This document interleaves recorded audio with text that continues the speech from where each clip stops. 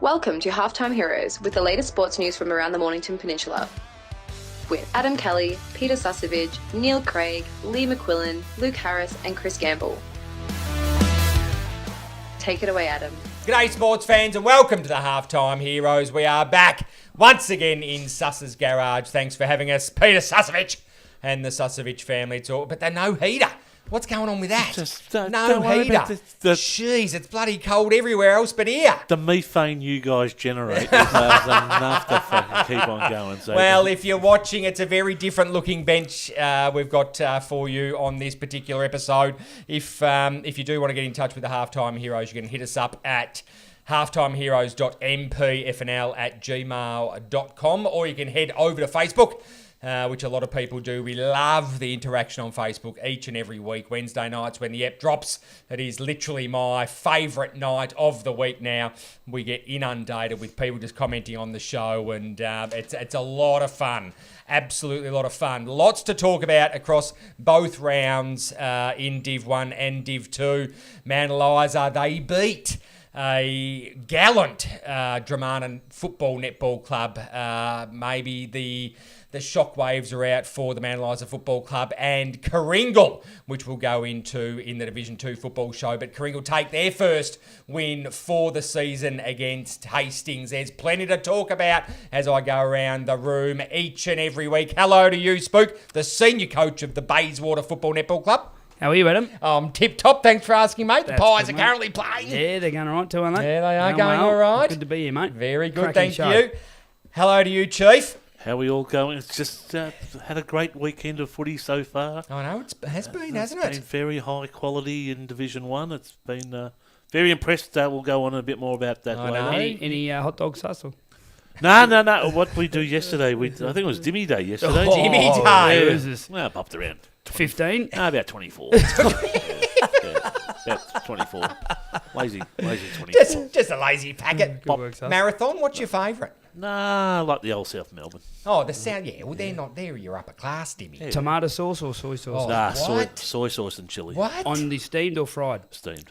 Got to go to steam, mate. Okay, fair play. Nice, like it. Sus.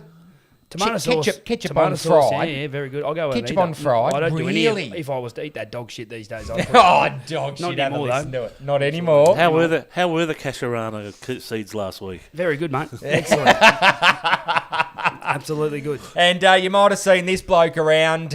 He was prolific in the Frankston Bombers side, and he's gone off to do his own thing and absolutely dominating in the Southern League. He goes by the name of Zach Horsley. He's the senior coach of the Dingley Football Netball Club. We've been trying to get him on all year, but he joins us in Suss's garage. Hello to you, Zach. Hey guys, how are you? Very well, mate. Thanks for joining us, mate. Very, very cool, mate. How's life going? Pretty good. Things have been pretty solid this year, so we've been pretty happy with that. And obviously playing off in a grand final last year, we wanted to make sure we put ourselves in a position to contend again. And so far, so good. So. Yeah, very good. He will be joining. Well, I mean, look, we need to talk about the elephant in the room, don't we? Yeah, where's the commish? Oh, my boys. My boys. My we boys. get a text message after Mount Eliza finally win a My fucking game. good win by my boys. Fucking piss off, commish, with your shit hat. 6 o'clock down at the creek looking for his hat. That's where he was. I'll tell you right now. My boys. Look, it was a great win by Mount Eliza. There's no doubt about that, getting up by 55 points. But where is he? Not good enough. I think Absolutely not good enough. He's becoming a very much close to an alcoholic old commish. He drinks most days in his retirement. And most times he's got that red wine nose going. He does. He's probably about 45 wines in by now, celebrating Ricky, we won, Ricky. They're back. They are back. Are they back? I think so. Yeah, we'll I jump think so. into that in the Div 1 show. There's no doubt about that because, well, there's about 5 teams that are on currently 24 points and around 10% of each other. So it's a very, very tight contest. Sus, you happy to jump straight in? Yes, let's do it. Let's go. Okay, this, of course, is thanks to Frankston, Mornington and Rosebud Toyota, fantastic sponsors of the Halftime Heroes. Let's jump straight into the results that were round 13 in Division 1. Keeping in mind, for those that tuned in last week, we had Manlyza and Dramana as the selection table match of the round. We will leave them until last. But the first game was, well, I think a few tips spoke, didn't they, Langwarren? Langwarren... I think all you boys did, bar no, I don't believe I did. I did. You did. Yep.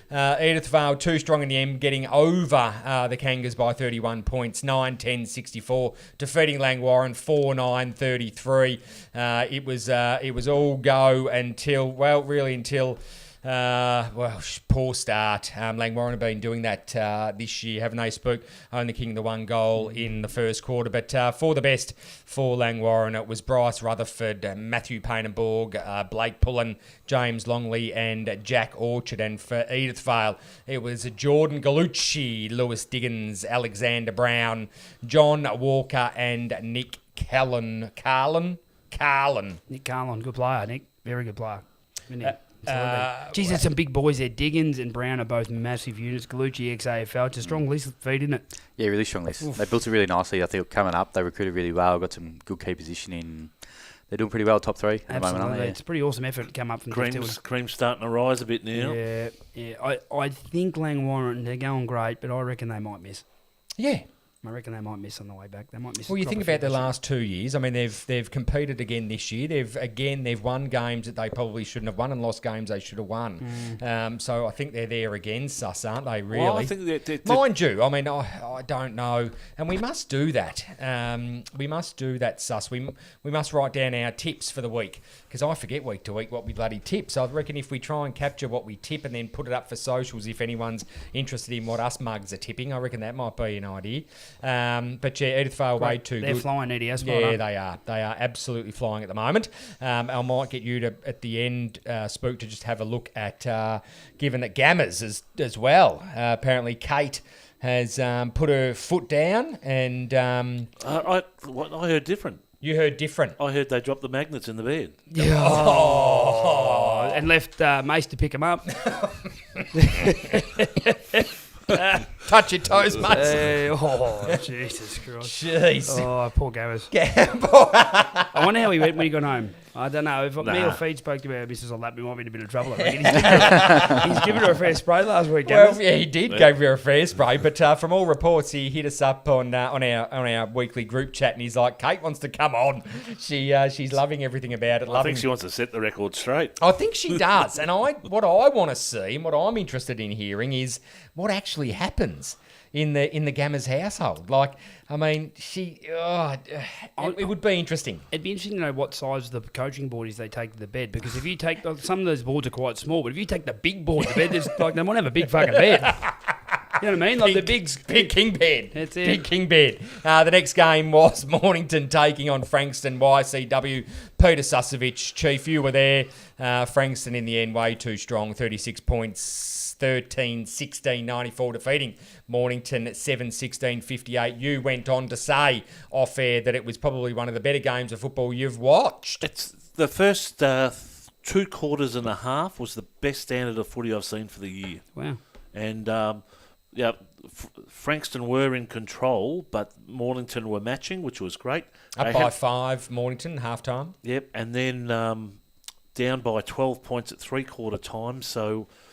but then the YCW and Here Comes July and finals time came out, and they just ran amok and did really well. But the spirit of the game and the intensity, and even the supporters and all getting on, that is the best game of footy I've been to all year. So it was fantastic. Very good. In the best for Mornington, it was Tom Stewart, Thomas Payne, Kai Owens, Harry Collins, Brodie, McCowan, and for Frankston YC, it was Cameron Owen. What? That's I suppose another positive, and we'll jump on Lee's bandwagon again. Oh, of course you will. Yeah, 7 under-19s playing. Yeah, it's fantastic. 7 under-19s. So how many is that for the year? That'd be up around 35. That's 19, the 19th. But yesterday they had 7 playing. Jesus. Okay, so not debutants. No, so just two debutants yesterday. Yep. But 7. So they're up to 18 debutants, 19 debutants in season 2025. Yeah. Pretty good effort. That's pretty impressive. Feed's pretty intimate with the Mornington coaching staff because he's basically a gay boyfriend of Rico, who's is the midfield coach. So Feed probably Feed knows how good they're doing a good job. Yeah, Rico will be happy with that one. Don't worry about that. But they're doing a good job, Mornington, playing a lot of kids, and they're to be up at half time against YC is a bloody good effort because YC, we all know a powerhouse. So I think they sort of know where they're at and what they're trying to achieve, and I think it's probably the 7th time this year where they've been in contention at 3/4 time and not quite got the job done, or at least at half time. But they're playing the kids because they want the kids to be there for the next 3 or 4 years, and that's when they know they're going to be in contention. They have a real big crack at Div 1 finals and hopefully premiership. So they're building really nicely, I reckon. And that was one thing I just walking off at the end of the match was like a group of under 16-year-olds walking off against a group of under 13-year-olds. That's the difference in size of Frankston to Mornington and the bodies. So they are really gearing up for finals, Frankston. It is really difficult. I'm going through it a bit myself at Bayswater. We're playing a lot of kids, and you have a quarter and a half where everything's going well, and then their effort levels drop and it's not for a long time, but against good teams, if you've got 6, 18, 19-year-olds that drop off, it's a third of your team. Well, and I think they had Max King, who was going to be everything for him this year, and they lost him against us in a practice match. I remember it, and you could see their hearts break on the left-hand side. So that was pretty tough, and from there they probably just had to patch a few things. Obviously, I'm not sure if he played this week, but Grant, I'm not sure if they had that ruckman, but they've moved some guys around and got them into different looks. And Bloom's been unbelievable. He's a young kid, I think 20 or 21, playing centre half back and doing some great things there. So they've stacked some wins, they're stacking some performances, and that'll only carry on into the future. Sus. It was interesting with the ruckman. Definitely the YC ruckman. The name escapes me at the moment, but dominated against both Hicksy and the younger. Grant didn't play. Yeah. But Maxi King did play in the Rezzies yesterday. Had a fine match in the Rezzies where he just stepped on and stepped off for the third. So he's very good. Everyone's doing it. Absolutely. If that's the rules, you're allowed to do it. Macca said it here on the show, and as well as Goons, Paul Goonan said that the rules are there to be not broken because they're not breaking any rules. They're rules exactly are right. All the clubs are doing it. Why not? Everybody follows the rules and salary caps in these competitions. Absolutely, exactly right. Yeah, exactly right. In the best for Frankston YCW, it was Cameron Owen, Luca Goonan, Lockie Bryce, Billy McCormack, and Heath Bidgood. Some names there that you would expect to be winning a game of football against a young Mornington Football Netball Club. The next game was surprising, and I'd like to take hand on heart a huge accolade, not accolade, but a credit. It's giving yourself a bit of a fucking blowjob here, man. A huge credit for the Sorrento. Well, I don't know if anyone noticed last week, but I said that the Sorrento Football Netball Club were very scared of the Pines, and they come out and went whack, whack, whack. They did. That's what they've done. They did that, getting over the Pines Football Netball Club by 26 points. 10-12-72 defeating the Pines Football Club by, as I said, 26 points, 6-10-46 in the best for Sorrento. It was my boy, young Chuckles. Charlie Stokes. He's just getting better and better, rotating on the half-back line, wing, and running on the ball as well. So he's just improving each and every week. The 23-year-old, Charlie Stokes, Nicholas Jamison, Matthew Perrich, Shannon Gladman. Doesn't he get better? And then welcomed back Chad Harris. Don't you worry about that. A very important player in that team. Heller's kicking 4. Heller's Jimmy kicking 4. Yeah. So just sits he's there doing a good job down there. Yeah, absolutely. Absolutely. When he's getting it laced out every other day, you're pretty happy to be him. There's no question. Notable mention, you didn't put yourself in the best, Jimmy, so well done to you. Unlike other playing... Unlike some of the other Foxy and those sort of boys. Kev. Musto. Yeah, Musto. Musto was the best at it. He literally was. In the best for the Pines, it was Jared Gatt, Jacob Boyle, Caden Sharp, Carol Yang, and Bo Hendry. Spook? He's become a bloody good player, Jared Gatt. He has. He was back a couple of years ago playing against Feed and Ira Bombers, and he was sort of making his way up. He's become a damn good player, Jared. Inconsistent this year, Pines, aren't they? Like we spoke last week, they sort of have some good performances and down and up, and they're really inconsistent. But good win for Serrano. No Russell Gabriel again, so he's still out. But Pines, which hurts them, I reckon. Pines are still hanging on by their fingernails they are. To the 5th spot there. Yep. Yeah, they are. They're still in contention. Don't you worry about that. The next game was played out up at Red Hill. It would have been blowing an absolute fucking Chris Gale up there. It was Rosebud too strong in the end by 26 points, 9-12, 66, defeating Red Hill up on the hill, 6-4, 40, the best for Red Hill. It looked a little bit like this.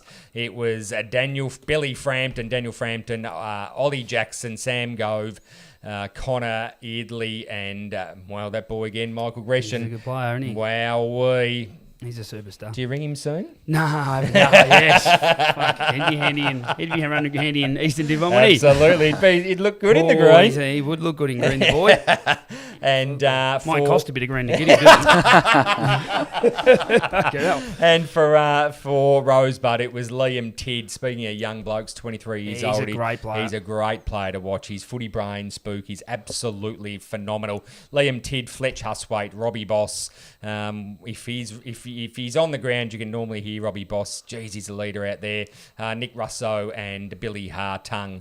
Rosebud sitting well and truly up the top of the ladder, Spook. I'd like to get Zach's opinion on Rosebud. I think Feed played them in a practice game in the pre-season, so Zach's a very astute football coach, and I know he speaks very highly of them. So Feed, they're a big, strong, powerful unit. Big, yeah. The boys in the ruck, unbelievable. What's their names? Cummins boys, yeah. The big sauce bottles. Yeah. He goes left and right-handed. It's really hard to get your midfield setups, and especially we played them on the background at Rosebud, which is tiny. Yeah, it is. And they sort of had those couple of boys and a few others. Their key positions were in really good stocks, and we were probably a little bit undersized that day, and you could just see that. Get them on a small ground or wherever really, but they're just so stacked along the lines. And I know Danny was sort of setting them up with some plays where they could have just big boys in positions of impact in the air. And they sort of, once they win it, they're pretty direct line to goal. They're fast and they're aggressive, and they set the team up like that. They push their two forwards up onto the wing to get extra numbers at the contest and then swarm out the front of it, sort of thing. So, which through us, we play 6-6-6. So we've walked in there and there's 4 on the wing. I'm like, what the hell's going on? I'm looking at Dan, he's laughing. I'm like, yeah, right, okay. So, but yeah, they're really well set up, and they've got some great leaders on the ground. Obviously, Huswaite and that out there, White as well. He's super against us, strong hands, big body, centre half forward, just coming out and presenting. So, I think they're built for finals. Realistically, when it turns to crap and you got to dig deep and go to repetition, they'll do it. So, yeah, they're well placed. You've watched the MP finals over the last long time, Feed. You've seen all the grand finalists over the last 10 years. They're as good as any top 2 team that's been in the last 5 to 10 years. I'd say they're built for it, to be honest with you. Obviously, we went there a couple of times and we probably didn't have the key position talent all the way through, maybe, real big in big moments you can step up. We had some really X-factor players and stars, but when you looked at probably over the last 10 years who's really done really well, it's teams that have that spine is massive, and they can dominate the air, and that's what it comes down to, because panic and pressure dominate finals, absolutely. And you need the big boys to stand up. So I like that insight. Sus. It was just interesting you mentioned the 6-6-6. Do you have that in the Southern? Or? Yeah, no, it's 6-6-6 in Southern. Eastern's the same. Yeah. Fucking sucks. I think a team gets a roll on too. But I actually like it. That's because you're kicking 40 goals a game. I need to get blokes behind the ball. It's all right for you. You actually, I think you got to try too much if you don't have it. Yeah. You can do too many things as a coach without 6-6-6, whereas with 6-6-6, you're limited in what you can do. Yeah. So it actually makes you do those things better, in my opinion. True. But, no, you're right. I like that. Yeah. Can't just stack 5 blokes behind the ball. Yeah, exactly. Right. Exactly. And, as I said at the top, it was the selection table match of the round. It was Mount Eliza taking on Dramana. My boys. And, my boys, Mount Eliza. Emil Madsen reserve. My boys getting the chocolates there by 55 points, 14-12-96, defeating Dramana 5-11-41. And, it was a one-sided affair pretty much throughout the whole game. 23-15, 43-19, 81-20.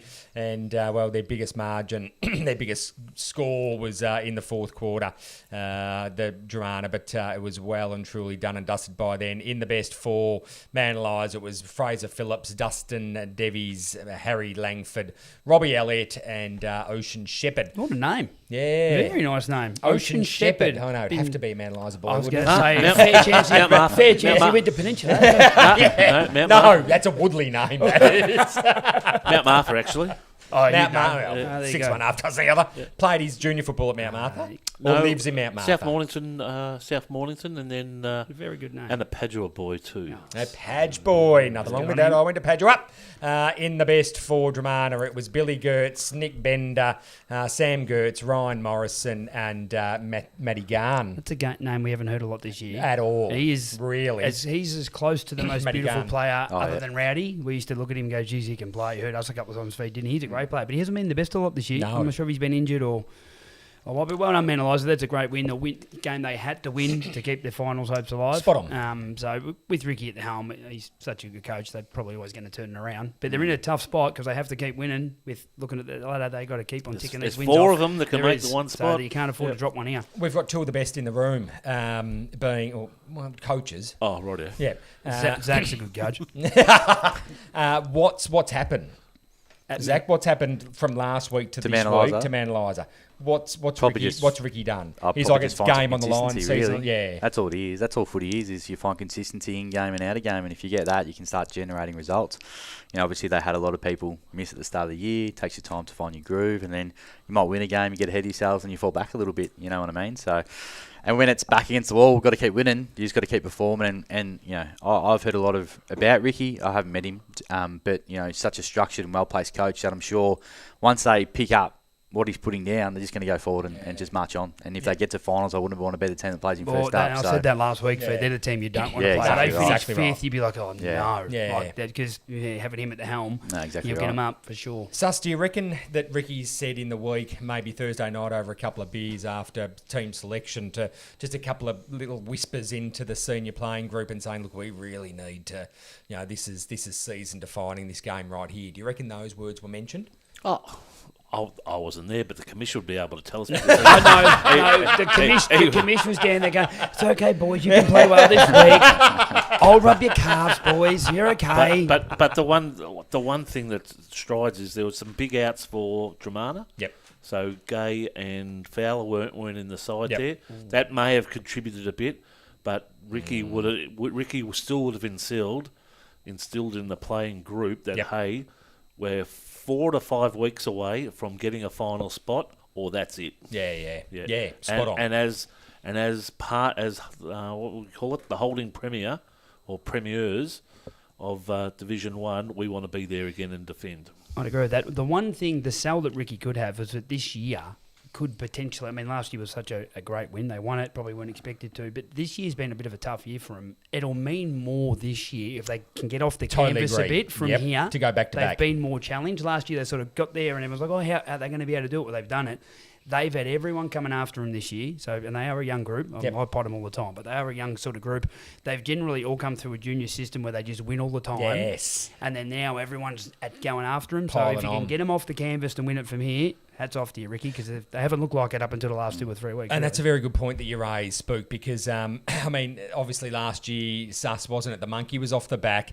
19s, Rezzies, Zach, they'd been winning for ages. Just the senior team hadn't done anything. And then, well, when I say anything, they hadn't taken a flag. And now, obviously, you know, that monkey's back on. And the expectation then is to go back to back. And after last year's win, Spook, I remember talking to you, and it was like, I can't see them losing for the next 3 to 4 years. No, you did think that, but you think about how good it would have felt. They win that flag, and like, you know how good that would feel. Like, I couldn't imagine. I know Zach made the grand final last year, and imagine the feeling of winning it. How could you? Sorry, Zach. Sorry, mate. But like, can you imagine the excitement? It would be hard to get yourself Back up to up, that level. absolutely. Like, that's a difficult thing, and that's why I've hats off to the YCs and the clubs like that do just it for have done 30 it. years. Because it's difficult. Very difficult. Yeah, So- very good. Last week, boys, we forgot about takeaways. I haven't forgot about them this week, though. Your takeaways for round 14 in Division 1 football, please. Stus, we'll start with you.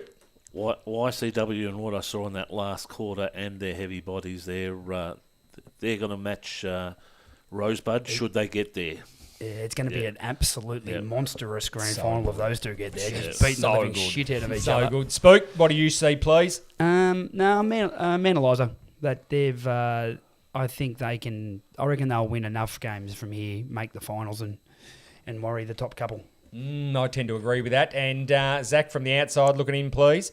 I've just been super impressed with Edi, to be honest with you. I think they just keep winning games they need to win and putting themselves in a position to get a double chance is an impressive effort. So. It is, and that's the thing that we don't often think about is that, we've only seen since the divisional football, we watched Dramana do it, but we haven't watched anyone else do it. But Exceptional effort. It is exceptional effort, and Edith Vale Aspendale, what? Jamie might have done a bit in Division 2, getting up to Division 1. Yeah, but then That's Zach's mate. Zach and Neil's mate, Jamie. four-eyed fuck. Yeah, he's giving Zach a massive spray. Fucking settle down, Jamie. He's giving the commission spray. And Zach a spray. He loves me though, Jamie. Very good. Well, that rounds out the review that was round 14. Let's jump into the upcoming round. That was round 13. Sorry, guys, not round 14. We're about to look into round 14. And this week we have chosen Edith Vale Rosebud. It is first versus third. That's a cracker. We were just talking about them, two big-bodied sides. But first off, getting us off, and it is the TAC Road Safety Round. So if you are going to indulge in a couple of frothies at the footy, make sure you're not a dick and you either get a Uber or a taxi or walk or something of the sorts, and just be safe out there. It is TAC round coming up. TAC Road Safety Round. Cannot stress that enough. Saturday the 26th, round 14. It's Dramana taking on Langwarrin at Dramana Recreation Reserve. Again, the stage is set. Can Dramana come back? Langwarrin, they stack up well against Dramana. Who knows? First elimination final of the year. Going to say that. At home, I think Dramana win that small ground. Yeah. Whips are cracking. I think Langwarrin have been great this year, but I think they won't win enough games on the way in, and this will be one of them. Yep, me too. Dramana for me. Zach? I would say Dramana, but at the end of the day, if Langy want to play finals, they've got to do it this week. Massive. Dramana. Fair enough. Sus? Langy. Oh. I think that the coaching scenario what's happened down at Dramana. Gav's made a huge difference, no doubt. But that week has changed it. But now they've come back down to earth. Mount Eliza's pulled them back down a notch. And I think the boys from Langy will do the same job on Saturday. Do we get players back for Dramana, though? Is that going to be the difference as well? If you put Sam Fowler back into a team, it makes a bit of difference. Yeah, exactly right. You go back, kick 6. Yeah, he's a superstar. Yeah, exactly. Spot on. The next game is, this is pretty close as well. It's Frankston taking on Sorrento at John Coburn Oval during TAC Road Safety Round. Frankston YC, hot and heavy, but, Sorrento improving when the time of year counts. You'd expect YC to win that. Yeah. Yep. I think they'll be a bit too strong up forward. YC. Yeah, YC for me too. Zach? Yeah, YC. Yeah. It is Mornington at Alexandra Park hosting Manalizer, the in-form Manalizer. If Manalizer get cracking early, we know that they can put away teams, and generally Mornington have slow starts, so if that happens, it's all over Red Rover. I reckon the Mornington boys will they'll go to work this week. Great coaching staff. Yes. They will, as I've said before, I think they're the best coaching staff. I mean, Ricky's a freak, but that between all those coaches there, they'll try and take away what they need to take away from Manalizer. If they can get that right at home on a small ground, it's a free hit for Mornington, though, isn't it? Like you can just get after it. It's almost carefree, and then Manalizer have to play well. That's an added pressure. It's a tough road on the way in for Manalizer. Good luck to Mornington. I hope they can. I hope they win. That'd be good. I'll tip them. You're going to tip him? I'll tip him in an upset. Get to work, Macca. Macca loved that he was going to get beaten by YC by 1,000 points the other day. Yeah, there's a bit of drama in the stable. Macca and Gammers, we can't have them on the same show. That's why we've got Zach and me. We're mates. Get them in here. There's going to be a fucking box on. And just some carry on from that. Hello.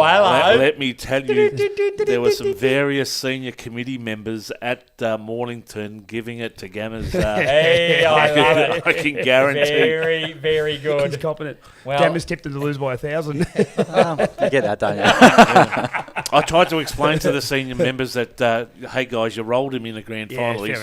He's still aching about it. Absolutely.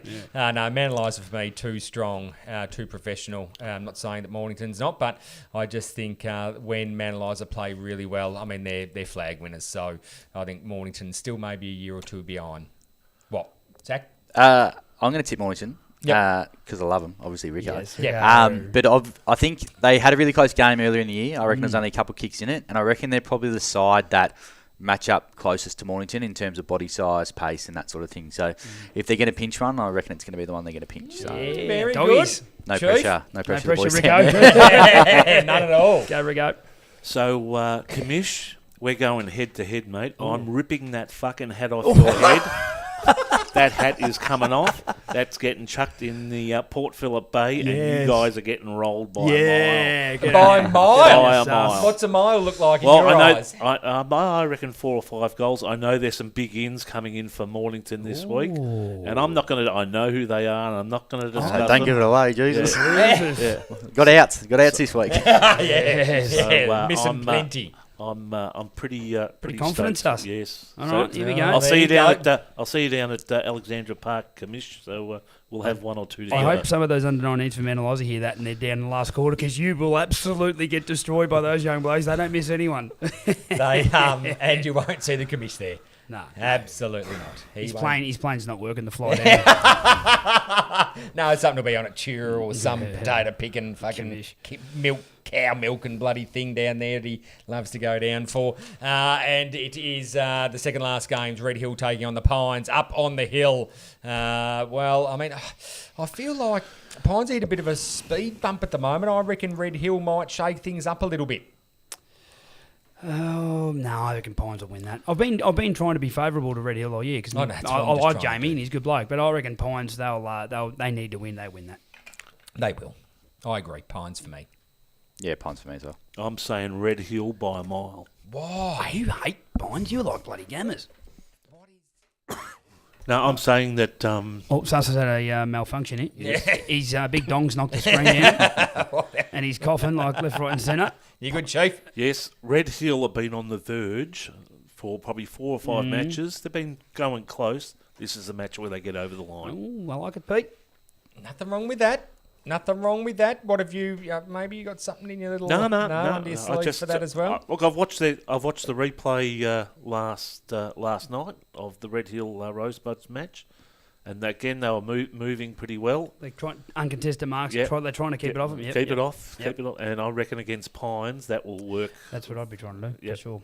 Is it the preview for the upcoming grand final? Who only knows? But in round 14, we have chosen it as the halftime hero selection table match of the round. It's Edithvale taking on Rosebud at Regents Park in Edithvale, Aspendale. And, it's 2 big bodies. Who can do it in the middle?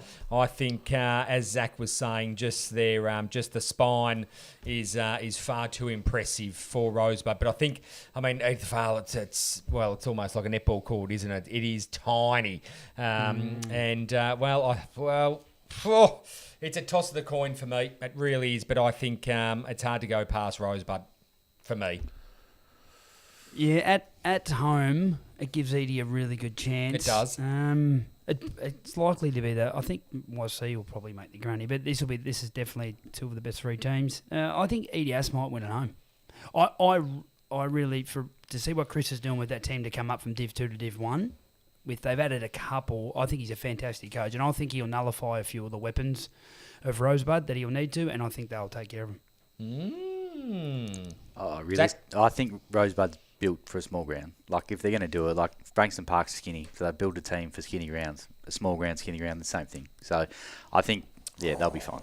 Like it a lot. Sus. Edi-Asps, and we haven't heard much of the Lopo lately. And he played last week. Yeah, but I'm saying it's time for him. He's kicked the goal last week, but I reckon he'll jump out. And you got the favourites in Galachi and Brown just firing on all cylinders at the moment.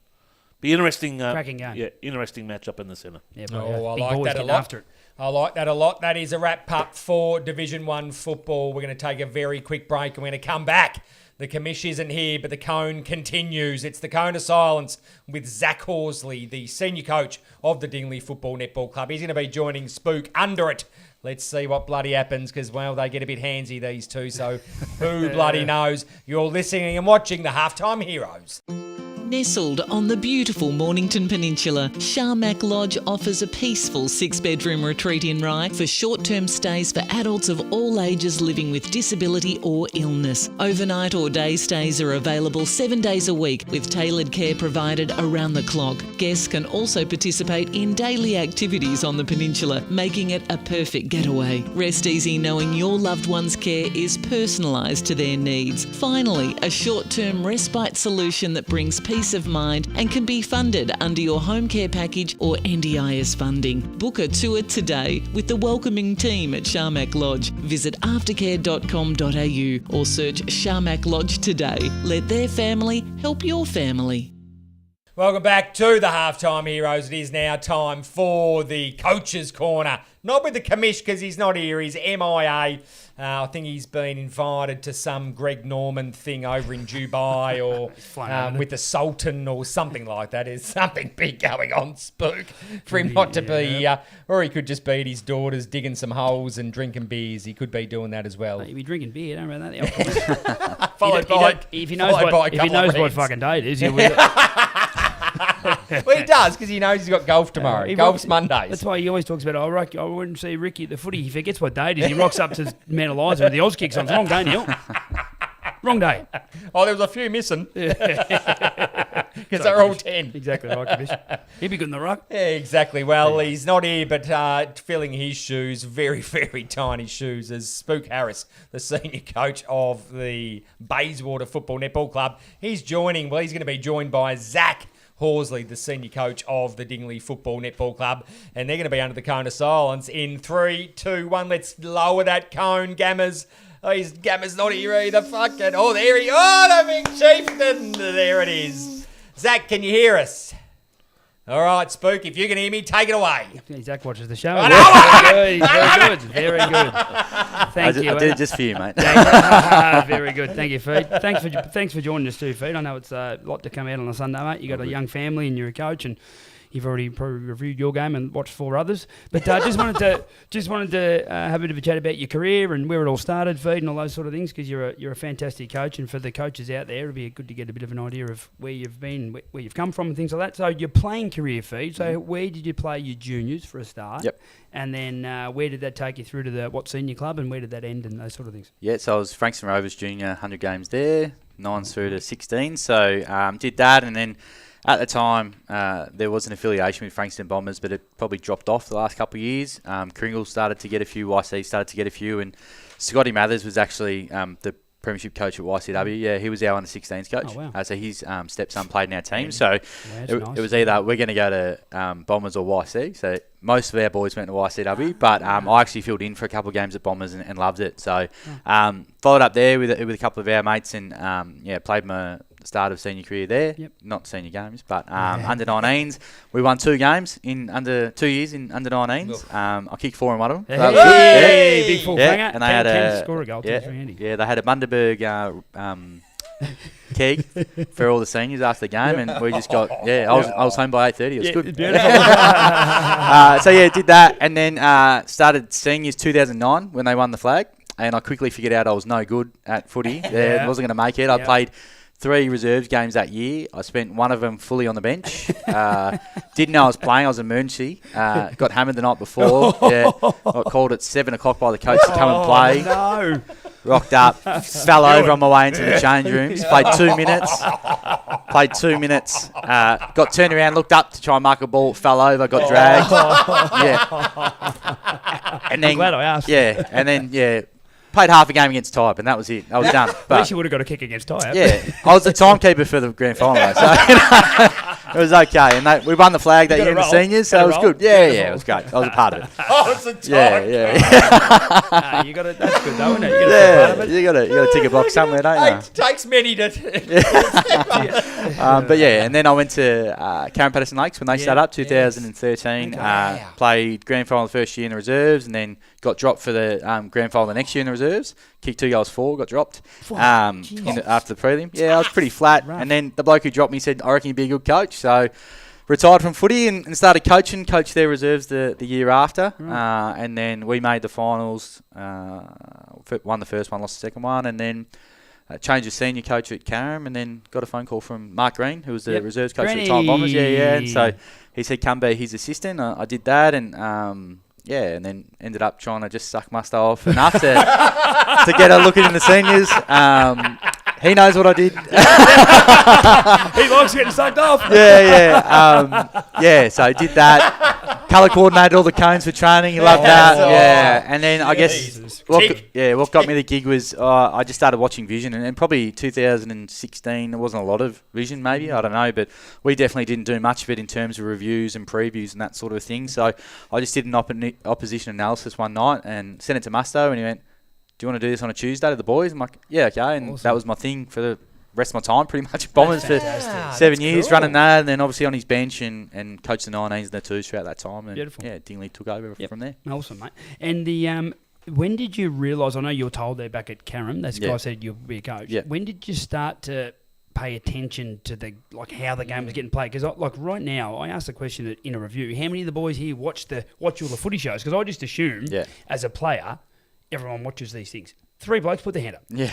Which I find strange, but as a player, you always loved the way the game was played. Like for me, my dad coached, and I always sort of wondered about coaching. But some people just sort of fall into it, or do you always have that in your head that you thought, why does this work? How's that work? And did you always have that in your head? I think so. Like when I was a kid, I played full back, so like I was just there, and I always used to try and tell the coach how to coach. Like, I'm seeing this, and you always got told to shut up. But probably that, and then I've always seeked to be a leader, I guess, in ways. Like I've been on a career club committee since I was 18. Like, those little things where I think it tweaks your mind into being a leader, and a leader is obviously a coach, and how you set things up, and realistically it's management. So, I think that just sort of took my path, and the passion for football. I loved it and loved how it worked, and just wanted to know more about how it operated, and it took over, and eventually it turned into something. And do you think, with you talking about your playing career and you were dropped and you didn't quite make seniors, and you're very much a personable coach, you have great relationships with your players, how much of what you felt as a player then leads you to the way you coach? Because you have good relationships with your players, good friendships and things like that. Do you think, because some coaches are a bit, I'm the coach, you're the player, but you have great relationships, and do you think that's because of the way you were sort of felt as a player sometimes, or it's just who you are as a person? Probably a little bit of it, but I think the main thing was because I wasn't a senior footballer, you don't have that mentality of seniors only, and because I coached 19s and reserves for 4 years prior to doing anything senior solo, I had a respect for what you go through because I went through it with them, and I think that made it easier when I was just a senior assistant for that last year at Bombers, and then going into senior coaching, you understand what happens below, and even at Dingley, I'm very much I want the 2s to be good. Like I get concerned when we've got injuries because what happens with the 2s and our 3rds. I want to make sure they're good. Under 19s, like I've made selection calls based on who they're playing that week, which is stupid. Right. But I might get it from a different team instead of that team. Especially when we had 19s. Like if they had a big game, I might go with that guy instead of that. So probably works, but it might upset a few because they go, I should have been in. Where am I? So but it's been good. Yeah, that's great, mate. And going across to Southern Feed, and I spoke here on the pod a few weeks ago about the arrogance of the MPFNL believing they're way stronger than Southern, and it's great to have a Southern coach on because I've watched your comp the last couple of years. I played in Southern years ago myself, and the standard this year particularly, and I watched the grand final last year, and the recruiting, Southern Div 1 or Prem now is very good. Like it's improved out of sight the last 3 or 4 years. I agree, It, to be honest, shits on Division 2 MPFNL. Like back 5-6 years ago, people would think Div 2 MPFNL would be relative to the Southern Division. You blokes would munch the majority of every team, bar probably Bombers, and I think the top couple in your comp would easily be top 5 in MPFNL. That's my personal view, and I don't think the people on the peninsula would understand how good your comp is now. Yeah, it's definitely improved, especially since the time I've been in Southern the last 3 years. Like the first year, the depth of the talent in terms of senior teams wasn't probably there, and even last year, there's a couple easy wins, So this year it's really evened out. Narry Warren's come in, obviously Cranbourne were in last year, but I think what they've got is there's a extra amount of ex-AFL talent that have come in, and we're starting to get the products of the VFL talent that's also starting to blossom a little bit. The difference is, and it's the under-19 program isn't as strong, so you don't get that quick fill, and that's pretty much based on the fact that there's a lot of VAFA clubs and a lot of school footy. So, there's a lot of private school guys and they just hang at their school and they'll do their under-19s there because that's all their schoolmates. And then when it sort of folds up into senior footy, you'll get them back, And like with Dingley, St. Bede's, or Old Hailbury, we've got those two that really goes either way. And then we usually get them back when they hit seniors because, they want to be at a different club, makes sense. Probably drink during the game. Absolutely. Yeah. Want to have a can. Yeah, exactly. Absolutely. And going, I know you've got to go, Feed, so a couple more. Your first year you play finals. Yep. Second year, last year, which you make the granny. Yep. You're going into your third year, you've recruited well, got a few injuries now, I think you've only lost one game so far this year. Yep. Had some big wins. Are you surprised of where you're at? Has anything shocked you this year? Did you think you would be so far advanced at this stage, or has anything sort of shocked you? And how much have you changed as a coach from year one to now? Yeah, I'm definitely shocked. Like, in terms of, we built to be where we are, you know what I mean? You always go and you expect to be strong, but I didn't think anyone would go through the first 10 weeks undefeated in Div 1 this year. I thought everyone's like bolstered, Nari coming in. I thought there was 7 or 8 teams that just would be at each other every week. And realistically, at this stage, we're probably the outlier to a point. But St. Paul's have been really good, really strong. They've lost 2, but Cheltenham are a great side, great footy side. They've been challenged with some depth of with injuries and that sort of a thing. So, ahead of where probably I thought we'd be. You probably thought you'd be in the top 3. Didn't think I would be on top, but you roll with what you take, and we generated momentum, and that's what we set up to do. So that was really strong. And then in terms of how I've evolved as a coach, especially this year's been a challenge because we always just had to chase Cheltenham. Everyone was just chasing Cheltenham, and then all of a sudden, after 4 weeks, it was us. And I was like, right, sides are doing different things now. It's not just I could challenge the boys to do a certain thing and play a certain way because we need to take so much away from the opposition because they probably didn't want to take as much away from us. And now they want to take everything away from us. So, we've had to change the way we do things and really understand that, Dingley, in the best reference to what Southern is, they won a lot of MP. They won a lot of flags 2010 to 2019. I think they won 4 or 5 flags in that time. And, they probably like a YCW or Sereno in that period where everyone hates them. So you always get the best, and that's how I feel. And probably Charlton would feel that too, that every time you come up against a team, it's their best team. And they want to beat you because they hate you. They hate their success. And, if we recruit, they hate that we're recruited sort of thing. So, it's a great challenge and we embrace that as a club. And, I think Southern as a whole has improved and the coaching has improved out of sight. There's some terrific coaches in there at the moment. And, there wasn't a lot of team defence, I don't reckon, in the first year. There's probably a handful of clubs.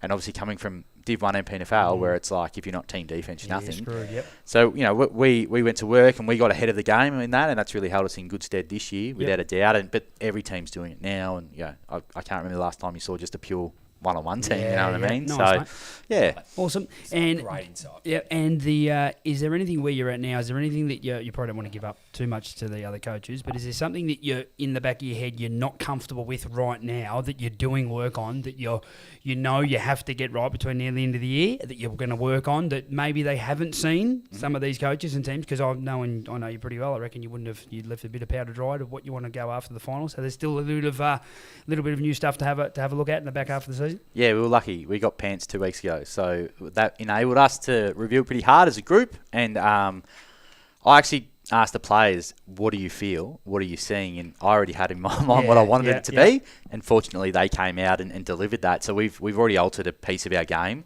that should help us create a different look going forward. Awesome. And we've done that twice now. Against Cheltenham and East Brighton, we've been able to get bits of it together, so we've got 5 more weeks to get it where we want to. And it's a challenge. RCA is huge, and it's open and it's windy. Ground. It is great ground, great facilities, but it's a challenge because it's so abnormal to what your week in and week out is. So, we built a side for RCA this year. We went out and deliberately recruited some specific pieces. A couple of them got recruited, which is great. AFL. Wow, no, that's congratulations. So that was a challenge for us, losing Leb, who's a superstar, kicked 70 last year, and then we recruited Tommy McCarthy. Probably didn't think we were going to get him March, but I thought we'd get him for 5. Super coach King. Yeah, so we didn't see him, and then he got number 1 pick mid-season. So, great stuff for us and great for the socials, obviously. But puts a dent in your plans in terms of, especially with Caleb. But, we've been able to change things and manipulate it. Now we've got to get away from that key forward that will mark anything that goes in there, and we've got to build it a different way with our tempo and our speed and that sort of thing. So it's been a challenge, but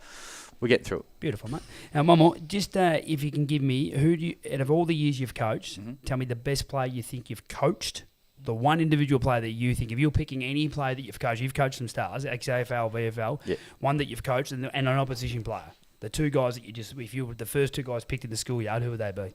Good one. Yeah. Probably hard to do, to be honest with you, because like Bombers was stacked, especially towards the end. You know, Khan, unbelievable talent, and you know Foxy was like some of the stuff Foxy did. You sit there and go, wow. But to be honest, the guy, there's probably two at Dingley right now that I just love, and that's our skipper Jackson P, who's getting better. Like he's 31, almost 32. Don't like saying it, but he's a leader like no one I've ever seen. The first year I got there, I was like, this guy just went to leadership school when he was 10 and just learned how to become a leader, and now he's just, you know, if he says something, it just happens. If I want something to happen, he's already done it, you know, and his on-field talent is immense, and when you need something to happen, he'll go and do it. And then probably the other one was Caleb. Like, I only had him for a year, but he wasn't a local footballer. No. He wasn't a local footballer, and I was like, he was at Casey, and they had their challenges with obviously Melbourne having a certain amount of key forwards, and so he could kick 5 goals but still play local the next week, you know. So we were fortunate, and I was like, mate, this guy could average 5 at VFL level, and I'll still get him for 15 games, and we'll have him for finals. I'm like, I can deal with that. Absolutely, what a superstar. And then Gold Coast saw him round 1, and we never saw him again. So, you know, which was great, but, you know, that was really good. And opposition players, you know, Shane McDonald played one of the best third quarters of all time in that prelim final against us. Chasing Pickers, well done, boys. Yeah, that was unbelievable. Jack Loney last year was super, you know. Yeah. He's such a tough stop because he's so agile and he moves with speed, but he doesn't go where you think he's going to go, so he makes the defender guess. And you know, we tagged him a lot and it didn't work, and we ended up just going head to head, and it worked better for us because we created contest. But they were good. But I tell you what, the bloke who's on the weekend, Sean Downey, he's a jet. 26, he's still a star, you know, and especially what he did when he was a kid at Rosebud, he was phenomenal with his brother down there, and you just couldn't stop him. You know, I think he won an MVP when he was 19 or 20 or something like that at Rosebud. Yeah, he was unbelievable. So, you know, they're probably 3 that you sort of, you know, I probably wouldn't have said Sean unless he was there on the weekend. But, he was super. Fantastic, mate. All the best, Fee. Thanks for coming in, mate. We're wrapped to come in. And I've seen here on the show this year, I think you're as good a coach as there is in Victoria, mate. And I've watched your professionalism on the sidelines, your whole board, like the guys running the bench. It's just hats off to you, mate. It's a great club you're coaching. And I know that once you win a flag, or you might win 2 or 3, there's higher grade to coaching you can get to, and you do a great job, mate. Thanks, and mate. that's from you coach my kids too, so that's not me just trying to give you a blowjob on the show. I think you're a great coach, and there's no doubt, no matter where you go, mate, you're going to have success because you're a great leader. And good luck, mate, for the rest of the year. And we will be there in the grand final, cheering you home, mate. Don't worry about that. Beautiful. Bloody Thanks, mate. Let's Cheers. lift that cone of silence, Sus. It's up, and well, I don't know what happened, but it looked pretty good. It looked really good.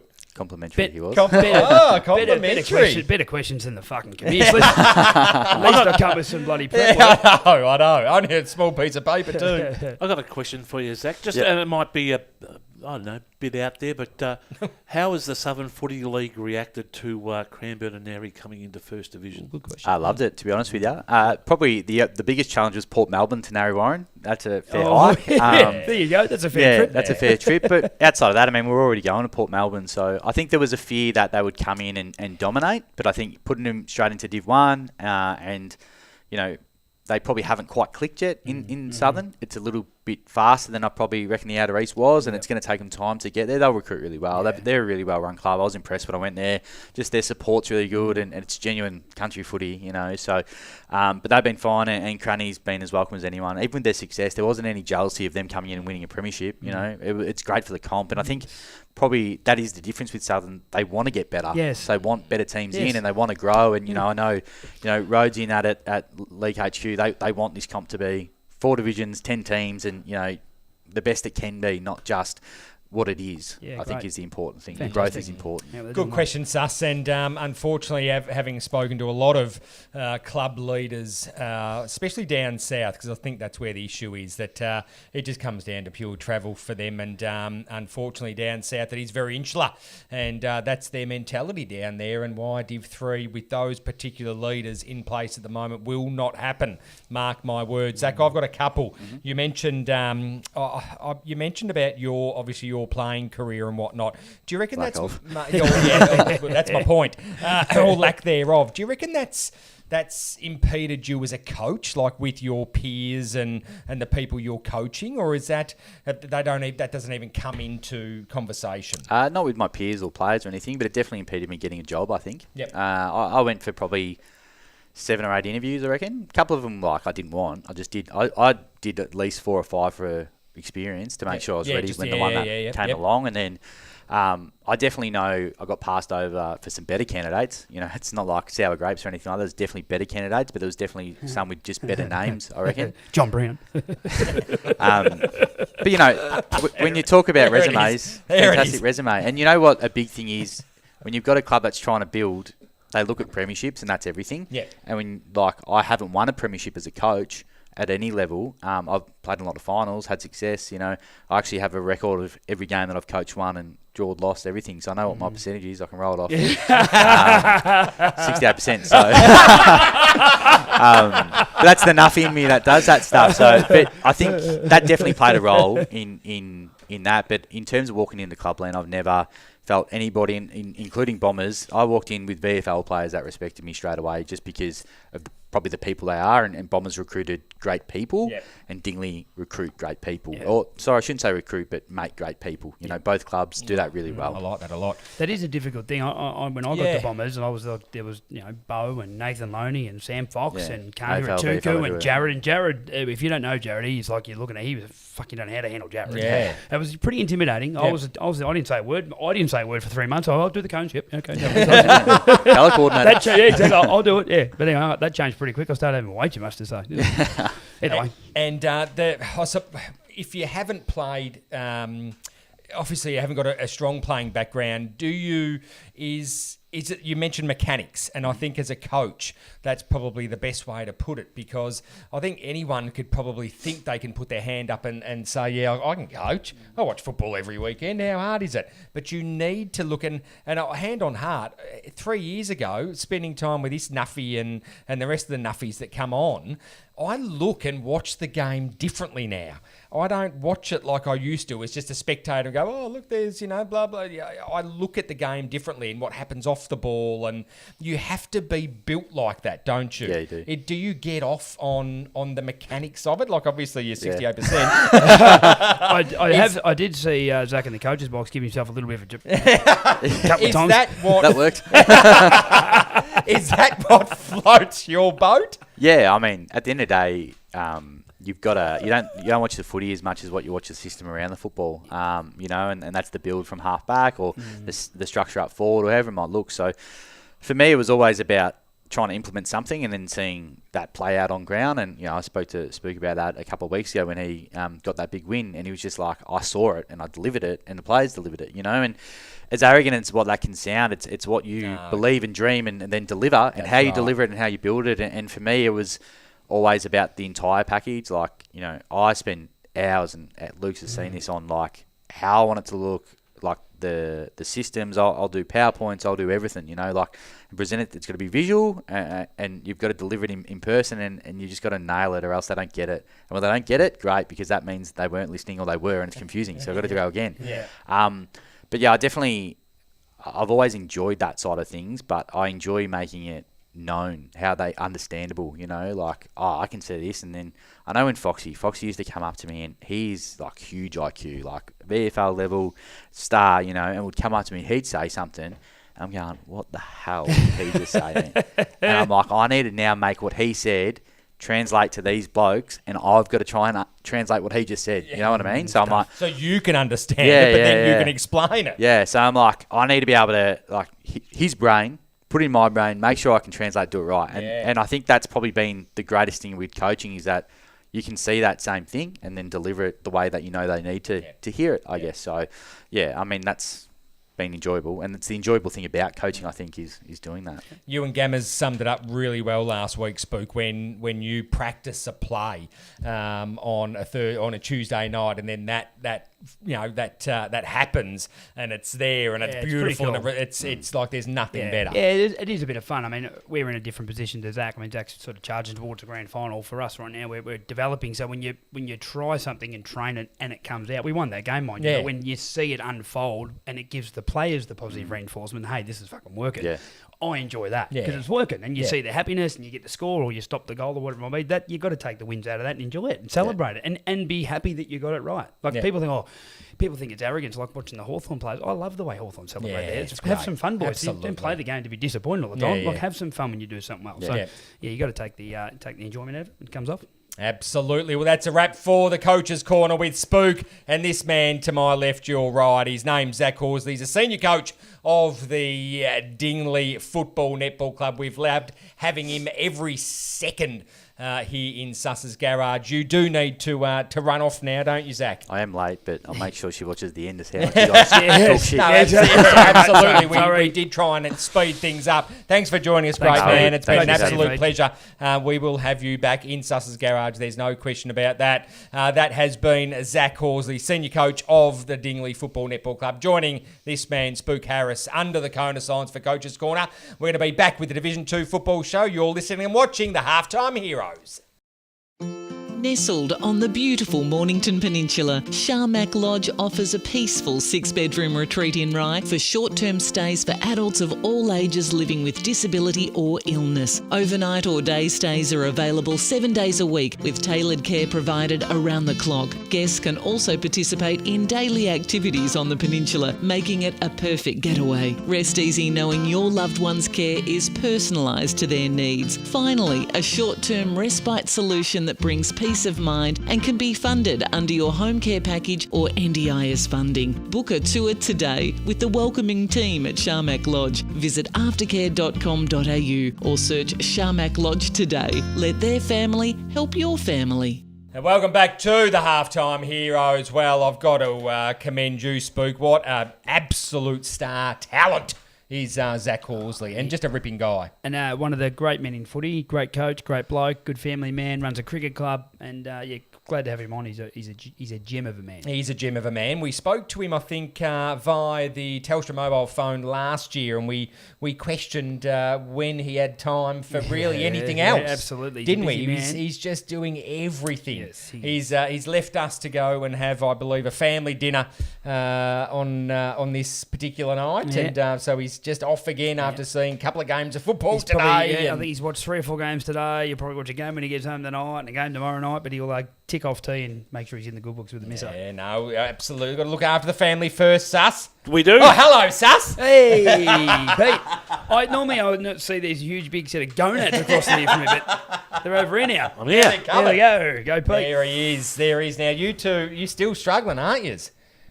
With your electronic devices? We're going to be okay to press on? We'll make it up as we go. Mine's not working for some reason. No, okay. Well, we're going to push on because, around here we don't have any technical issues. It was round 14 in Division 2. Let's kick off straight away into the Division 2 football show. It was played out on Saturday the 19th, and it was round 14. The first game to take place during round 14 played out on Saturday the 19th of July was Crib Point taking on Tyab Football Netball Club. Crib Point too strong in the end, 17-18, 120, defeating Tyab by 76 points, 6-8-44. We had Matty Haverfield in here last week. He notified the Heroes that he wouldn't be going on next year, and the club have been fantastic all week in celebrating him and his 8-year tenure. So well done to the Tyab Football Club. What happens next, though, Sus? Well, who only knows? I think even the inner sanctum doesn't quite know the direction it's going to take yet. But they've got a couple of weeks in this season to start 100%. looking, which is a fantastic thing to do when they've worked out. They've got a coach in place to take them through for the rest of the year. I think Crib Point have done what they had to do against Tyab, so that keeps them in the race. So very happy for Cribby. But of course you are. But yeah, I know. But Tyab, still some work to do there. Yeah, still some work to do. Now, we are having some internet issues here in the garage, so we can't currently bring you any of the best players. But once it's up and running, if you want to head over to Player HQ and you can suss it out for yourself, pardon the pun. The next game to take place during round 14, it was Devon Meadows taking on Rye Football Netball Club. It was played at Glover Reserve. Devon Meadows lucky enough to have a couple of home games in a in consecutively played. So well done for Celery Country.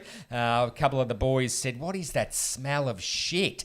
And well, it's the Market Gardens. They don't often get out to Devon Meadows Sus, and they were wondering what smelt like shit. And it wasn't the Devon Meadows supporters' breaths. It was in fact the Market Gardens Sus going off. But good win. Arnold Kirby, the ruckman, playing well. I know our young Kyle Williams played well. He was in the best players for Devon. Jolie back into some form. It's funny when Joel Hillis plays well and he's in the best. Exactly. They win. Yeah, they do. Devon Meadows, too strong, 9-10-64, defeating Rye Boys by 29 points, 5-5-35. From all reports coming outside of Rye, it was touted as probably one of their worst performances. Speaking to some of the players through the week, and they actually thought they went okay.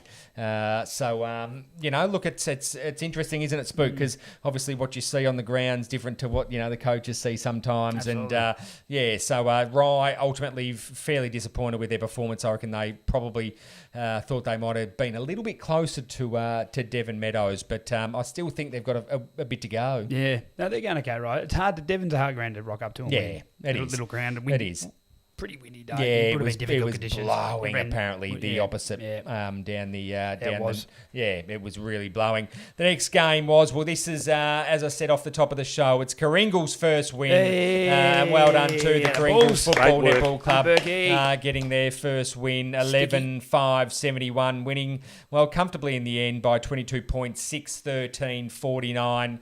I did see some snippets on socials of them singing the song loud and proud with all the coaching staff, and Berkey was in there as well. That's great. Sus, it was pretty important for the club, wasn't it? And good to see a young under 17 in Max debuting. Pretty tall kid. We saw his photo there on Facebook and getting through, and it's good. There's got a policy in place, and they're starting to push through with it, which is fantastic. That is very, very good indeed. Those wins when your back's against the wall, you don't look like winning a game for the season.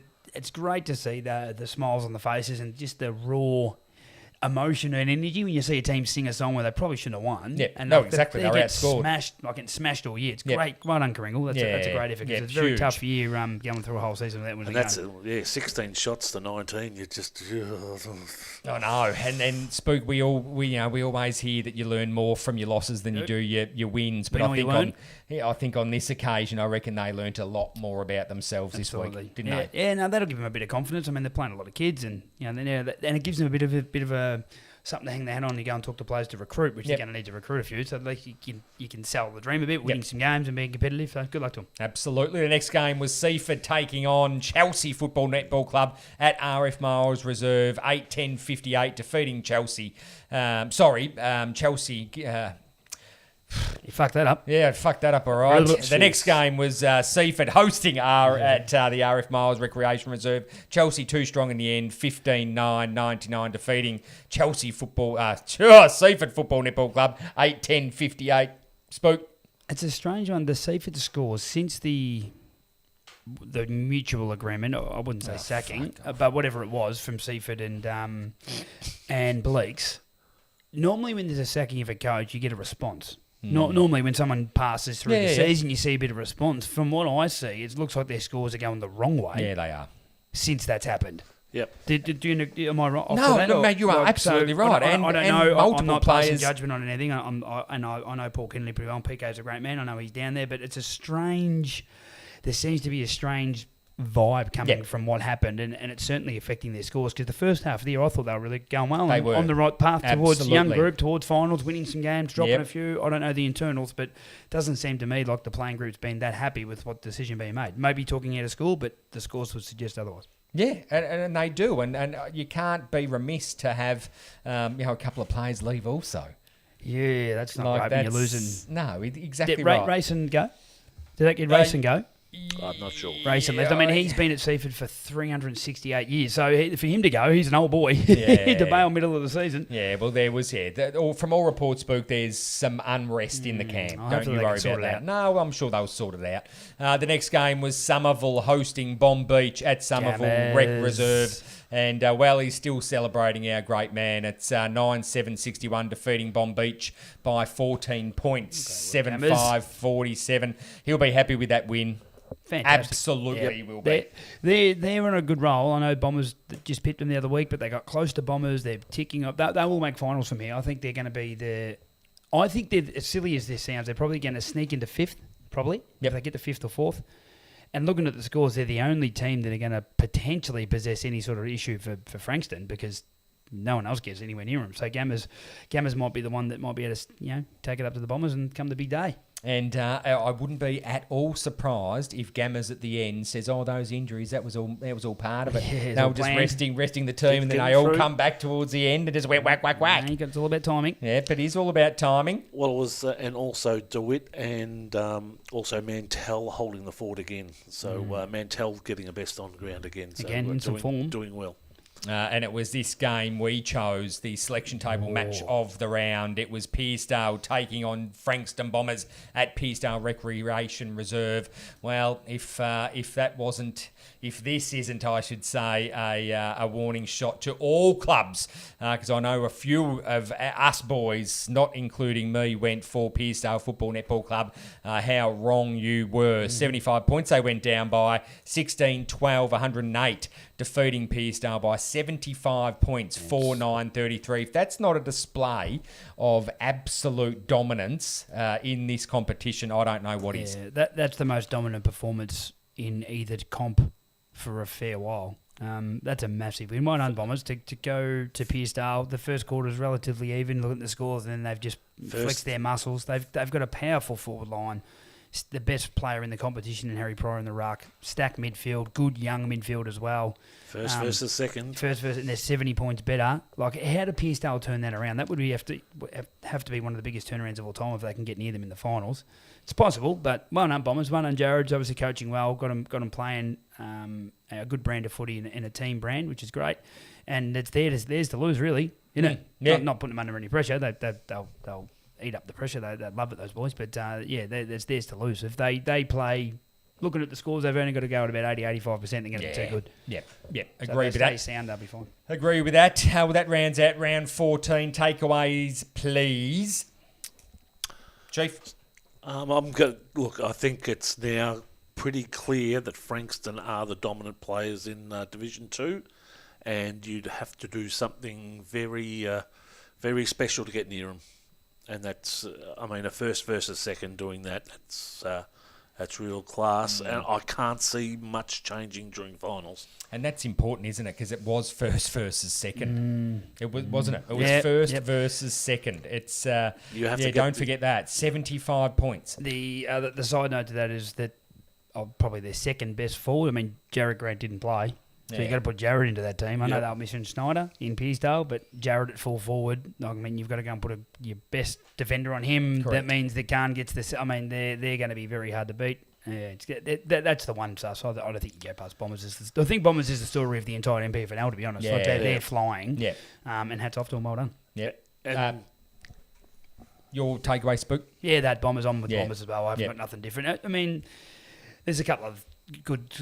Cribby's win's good. Not Cribby need to win. That's a great story. Karingle's awesome. I would have said Karingle. That's great. But Karingle for me. Yeah, that's huge. But I think the Bombers' dominance in this division is great. Yeah. No, I think for a bit of a love sandwich, the Karingle Football Netball Club. Apparently, we've been criticised for not showing them any love, which I don't think is necessarily the truth.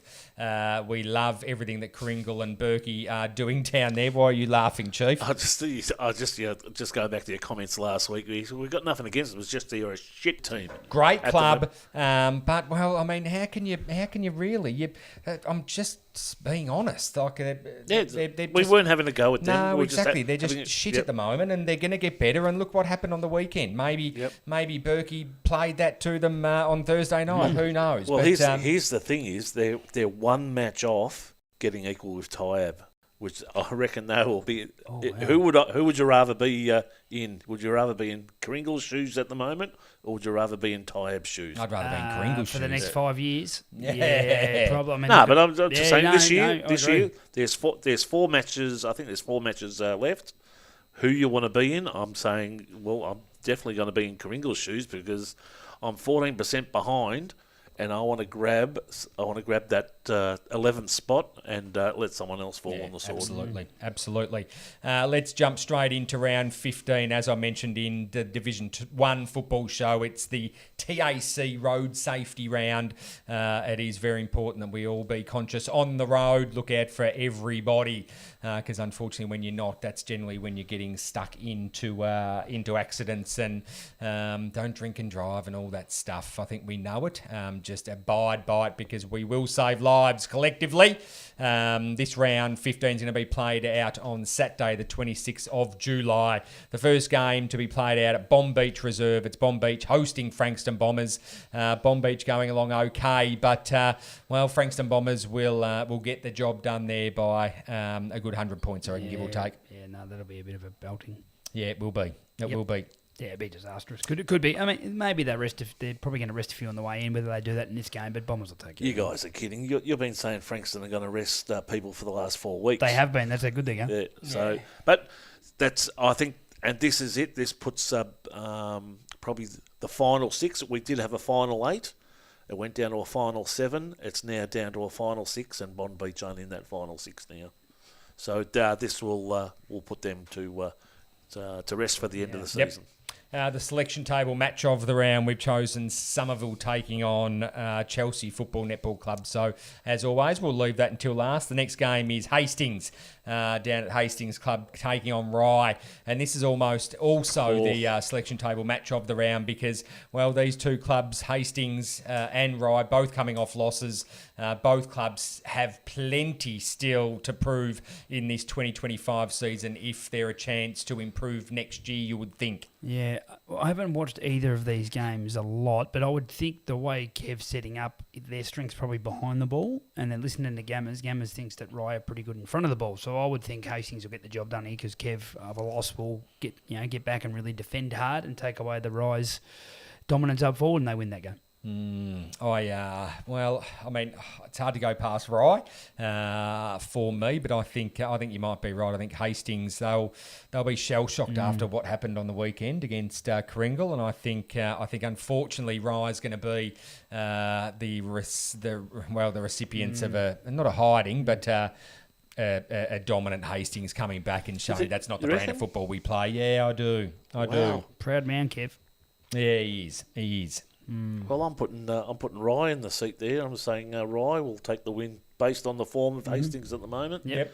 There might be a couple away, but I reckon Rye will take a solid win. Very good. As you should. Go Rye. The next game is Kringle taking on Seaford.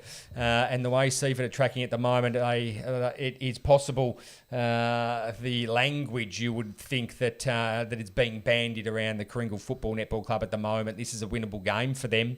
But will Seaford just snuff their torch, so to speak, on them potentially winning their second game? That would be the worst loss of the year if Seaford dropped that. Well, that could be the real disaster. Is that the line down the sand? That could be the. Oof. Is it? Like, let's be honest. Is it the line down the sand? Is it going to prove to the MPFNL community that the club aren't happy, or more so the playing group aren't happy? With exactly right. No, I think the Seaford side that are in there are a bit more mature. They'll come to realisation that they must win against Kringle and what's on the line. So I'm putting it back on Seaford here. I think they'll take it away for a win, but I don't think things are that bad personally. So I think Seaford will win. Yeah, I think Seaford will win as well. But it'll be interesting in the long run, I reckon. The next game is happening at Pearsdale Recreation Reserve, and it's Pearsdale taking on Crib Point. Again, this is a cracking game of football. We all know who you're going for, Chief, so we won't worry about that. Spook. It's an interesting game. I don't think Sus's mob will get the job done there. No, I don't think so. I think Sus's knob job of them's just about over. This will be a bit of a nail. Are they fifth at the moment, Sus? Okay. Yes. Yep. So it's very. I think they'll lose. Chief. No, they're actually fourth at the moment, but I reckon they'll give them a run, and it's a test. Kringle did the job. What they had to do against Tyab, they have to do what they're supposed to do against Pearcedale, and that'll show some respect in the footy world. So I'm tipping Cribby. Yeah, of course. Yeah, man. Of course. But I don't think he's tipped. I don't think Adam's tipped against Rye, and I don't think you've tipped against Cribby for you. But that's okay. The fun part, Pearcedale would have to be absolutely I just fuming. tipped against Rye. I know. They'd have to be fuming. That's a big loss, though. That's a bad loss. Yeah. Like they would have gone there thinking, "Hey, boy, we can set the standard there. Absolutely. Let's beat Bombers and 15 announce that goals, we're yeah. and you get absolutely I know. smashed off the park." Like they'll be pretty pissed off, and I think they'll hit the they ground. will be. Full Cribby. tilt. Cribby for the Chief. The next game's at the Pond, and it's Tyab taking on Devon Meadows. Tyab,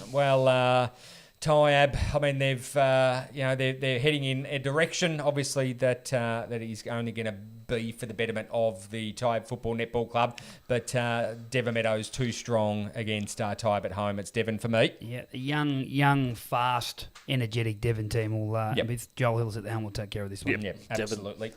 Devon easy. And the selection table match of the round is Gammas' Mob taking on Chelsea Football Netball Club. It's going to be on for young and old, you would think. I would love to have had Gammas here and got his thoughts on how he's going to set up during this TAC road safety round, selection table match of the round. How he's going to set up? Oh, what's he going to do? How's he going to beat this team? Just ring Kate, how are you going to set the team up? I'm just really curious to know if you can touch base with me on Thursday morning. That would be great. You can't afford to drop it. No. Elimination final every week for Sammy, and as I said last week, I think they're rolling towards finals. They'll tick this one off and another 4 points in the bank. Really? Yeah, I think they'll win. reckon Gammas, they're the best. They're in form better than any other than the Bombers. They're the most in form team in the last 6 weeks. And they're continually And they're getting players better. back. And he's keeping his scores. Scores are low, so he's defending really well. The scores are always pretty low in Gammas compared to the other mobs. He defends well. I think they'll win that game. He's got him going well. I don't mind that at all. He'll be very upset, but I just think that the professionalism and the senior playing group of Chelsea, I think, are just probably too seasoned to get over. To let that game go. So it's Chelsea for me. I'm going to say Chelsea close. Show some support for Gam. I'm with you, Gammers. These blokes. Shit ass. Where's the love for the halftime heroes? No, we were there. We were there for the mighty win. So here it is. We're out on a Wednesday night. This is what, Gammers, I'm just giving you a hint here. After footy training, get your guys to go out and do some goal kicking. Kicking, because this is what's happened. The last time you played Chelsea, it was 20 shots Chelsea to 22 shots to Summy, and you got rolled by 5 goals. So just go out, do some goal kicking after training. That's all you got to do. They haven't been great in front of goal. But at the moment, I'm tipping Chelsea. But if they're good in front of goals, Summy win. Okay. Well, it's going to be a very, very close contest. There's no question about that. Chelsea are seasoned professionals when they're coming into this point of the year. But same as Somerville. Somerville, they've always just seemed to get their shit together towards this time and seem to play finals each and every year. So, well, I went for Chelsea, but I'm not bloody sure on this one. I can give you the red hot tip. That rounds out the Division 2 football show. It's been a stuttery one, this one, because we're without some form of internet, which is an absolute pisser and very hard. Or are you back? Are you back? You're back 100%. I'm back. Oh, well, we're not redoing it, so it is what it is. That is a wrap for the Division 2 football show. Have you two clowns got something? Yep. We've got a box and we've got the pallets coming up. After this break, you're listening and watching the Halftime Heroes. Nestled on the beautiful Mornington Peninsula, Sharmac Lodge offers a peaceful 6-bedroom retreat in Rye for short-term stays for adults of all ages living with disability or illness. Overnight or day stays are available 7 days a week with tailored care provided around the clock. Guests can also participate in daily activities on the peninsula, making it a perfect getaway. Rest easy knowing your loved one's care is personalised to their needs. Finally, a short-term respite solution that brings peace of mind and can be funded under your home care package or NDIS funding. Book a tour today with the welcoming team at Sharmac Lodge. Visit aftercare.com.au or search Sharmac Lodge today. Let their family help your family. Welcome back to the Halftime Heroes. It is now time. We're just talking off air how this is going to roll out because, well, there's a couple of zingers. Fucking hell. We might go with, because it is absolutely blown up. And to take us away, it's Spook Harris, the senior coach of the Bayswater Football Netball Club, on his soapbox. It's called Spooks Soap Box. Take it away, Spook. Thank you, Adam. Been a good week this week. Very happy. So very difficult to be disappointed or angry about anything.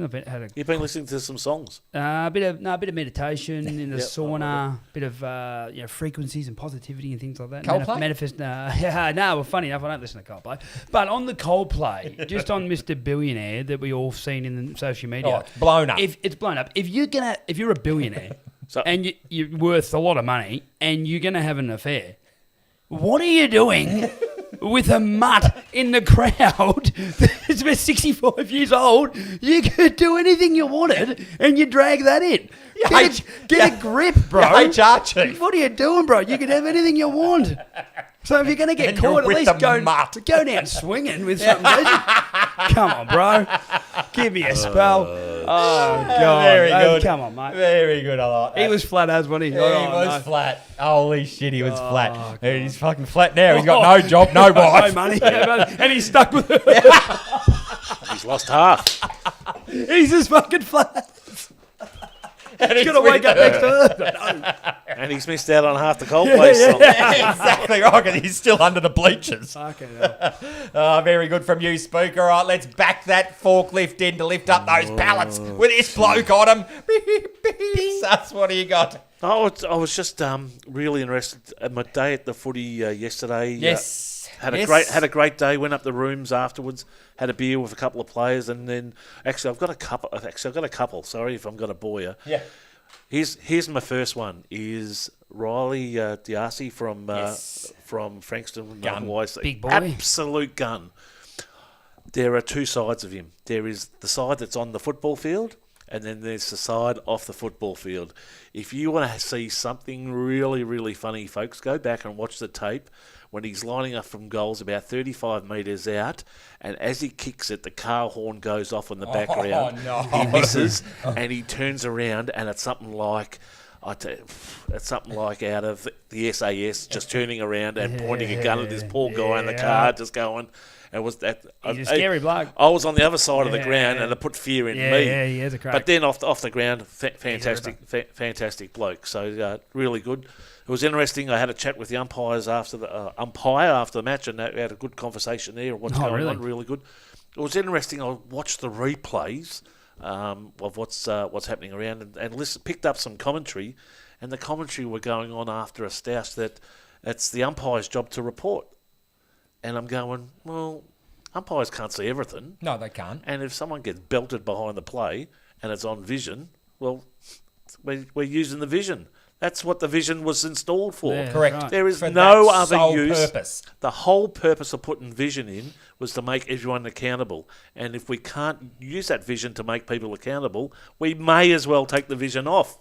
So, totally. The code's gone. Yeah. The days of the code, if someone gets whacked and you got to look after the opposition, that's exactly. gone because the days of being accepting whacks behind play are gone. So we can't hide it, can you, Sus? It is what it is. Like, if you bloke whack someone, you got to go and face the music. For those experienced people that made those comments and to not know... Who was it? I'm not... There's only one choice, isn't there? They commentated again. A couple of rough heads on those two boys, remember that? So all I'm saying is... Okay, no. They're making a comment, and it's probably backed up about some comments afterwards, is that the whole purpose of the MPNFL and probably the greater... AFL Vic putting video in is to stop crap happening on the ground. And if people are going to do crap, they're going to be held to account. So get up with the times, folks. Oh. And love it. Love that from you. Love it too, too, Chief. And for me, it's just a non-story. Yeah. It shouldn't be discussed because the system is there to do such a thing. And I can't wait for the such time as whoever those people were commentating, it happens to them and their club, and then watch the shoe on the other foot. Just one thing, we've got to wrap up. You know, did you see the one of the players in the AFL, I can't remember who it was, gave like the open hand smack to the chest. throat, and they got that's a fine. Yeah. Hold on, he's just hit him in the throat, yet you call someone gay, you get 4 weeks. Yeah, oh, yeah, no yeah, worries. yeah, okay, yeah. what are we doing here? Yeah, like, he actually open hand smashed him in the throat, like a forceful hit. If you do that on the street, that's probably assault. Public threat. That's what I mean. Well, it's not great. Yet you say something to someone, you get in 4 weeks. The AFL are the most woke brand. Yeah, Grow up. Protect the guys playing the game. Because didn't and we could go on about this all the time, but it happened. It happened against Nick Dacos, and that player got suspended. But then it's happened since twice now. Sam Darcy was another one. Did it in the goal square? Nothing. Got fined. And then it's like, and I keep banging on about it. It's about consistency in the bloody game. Yep. Oh, well done, boys. I like that a lot. Both the soapbox and the pellets. Very good from you, Chief. Didn't want to mention any names. It's so good. What game? What game were you at? No, I watched the replay of. Of what game? How was the commentary? That was pretty good. Nice, the boys. Yeah, it was pretty good. There Miss was Dan, good bloke, Dan. Yeah, so but you don't pass. Move on. Yeah.